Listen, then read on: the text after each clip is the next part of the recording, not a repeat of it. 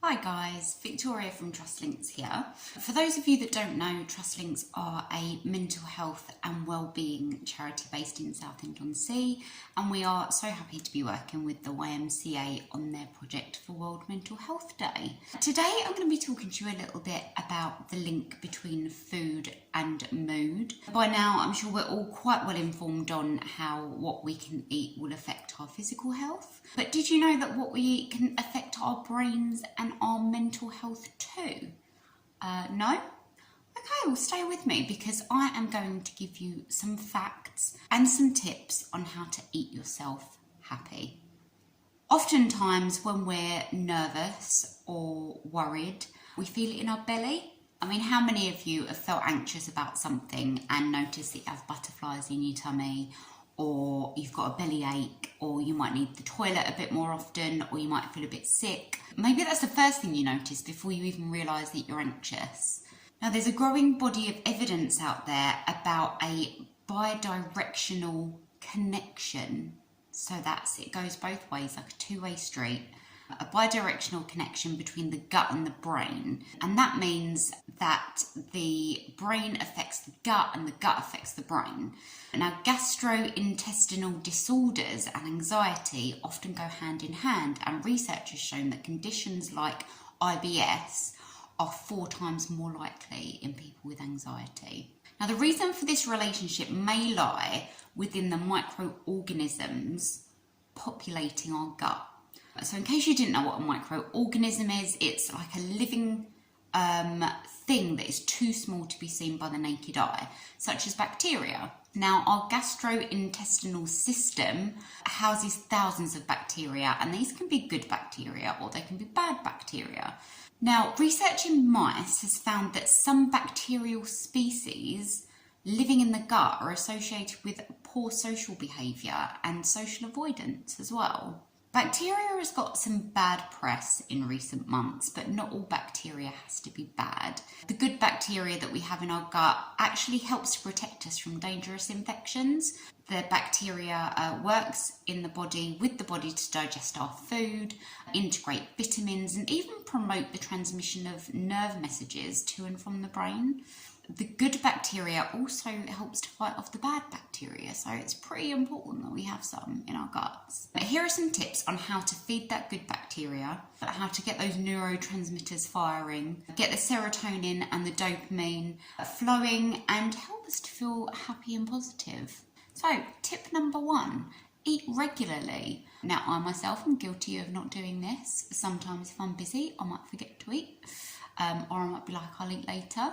But eating regularly, when we don't, our blood sugar drops and we feel tired, we feel grumpy, we feel depressed. When we eat regularly and choose foods that release energy slowly, it keeps our blood sugar levels nice and steady. Examples of slow releasing energy foods could be pasta, rice, oats, so things like porridge for breakfast, maybe like a pasta salad for lunch. Oats, whole grain bread and nuts, amongst other things. Foods with a high sugar content like biscuits or chocolate will make your blood sugar level rise quickly, so it will give you a quick hit of energy, but it also drops just as quickly, which will make you feel even more tired than you were to start with. Fun fact for you, did you know that 20% of the overall energy required by your body is needed by the brain? So if you're finding it difficult to concentrate, it might be because you're not eating enough, or you're not eating enough of the right things. If you struggle with 3 normal sized meals, you could always try and break it down into 5 smaller meals and eat more frequently. Give it a try, see if it works for you. Okay, tip number 2, drink plenty of water. I know this is technically not food related, but staying hydrated has plenty of benefits in its own right. If you're anything like me, you feel really grumpy when you're thirsty. Also, being thirsty can often feel like hunger when it's not, and that might lead you to go to the fridge or the cupboard and grab some food that's quick and convenient, but not necessarily the best thing for fueling your body and your brain to feel good. Also, being hydrated can make you constipated, which is just no fun for anyone.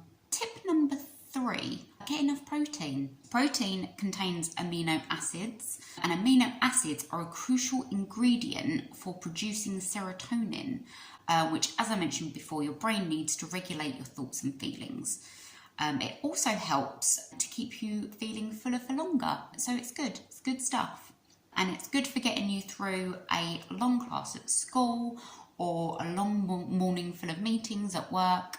It's just good. Focus on the protein. Protein is in lots of things, but the most common ones are things like lean meat, fish, eggs, cheese, beans, lentils, soya products, nuts and seeds. If you find that you are reaching for comfort food a lot, this is tip number 4, so if you feel like you're reaching for comfort food a lot and it's not making you feel good, try keeping a journal to help you explore how you're feeling when you're reaching for the snacks. Quite often, and I'm just as guilty of this myself, but quite often we'll eat for other reasons than hunger. Sometimes we might be sad, sometimes we might be worried about something, sometimes we might be avoiding something, maybe we just need distracting. But journaling can really help you to identify the emotion hiding underneath the snack. Once that emotion has been identified, you can then start to look at other ways to help yourself feel better.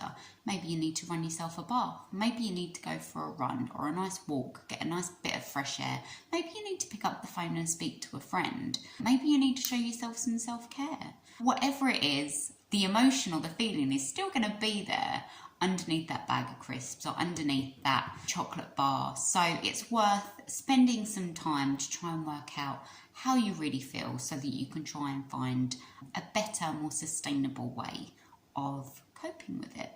Tip number 5, also not food related, but still quite important, take a look at your caffeine intake. Again, it's something that a lot of us rely upon to get us through the day.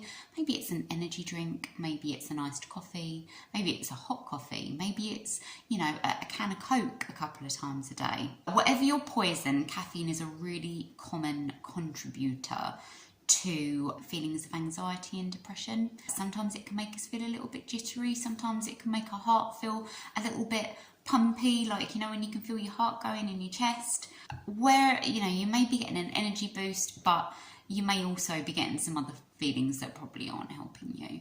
That's all from me, guys. Just a little bit about the connection between food and mood. There's loads of stuff on the internet if you wanted to read about this a bit more. It's a really interesting subject. Look after yourselves today, guys, not only for World Mental Health Day, but for every other day too. And happy eating.